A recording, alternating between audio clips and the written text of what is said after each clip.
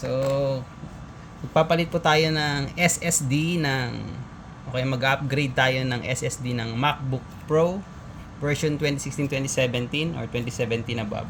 Actually, 2016-2017 and 2017 lang ang pwedeng mapalitan ang SSD.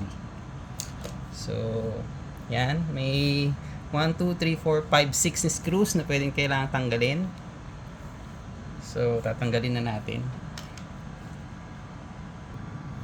So, tanggal na natin. Ito na siya. Okay. So, ito yung loob niya. Nakikita po natin.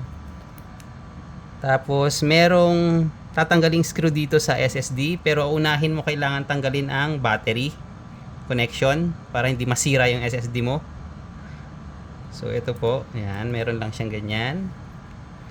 Tapos, ito, tatanggalin mo lang to. Meron yan, tatanggalin mo to. At saka, aangatin mo to. May screw to. So, angutin mo ito. Para mawalan ng connection sa battery. Then, merong dalawang screw dito. Yan, at saka yan. Tatanggalin mo yan.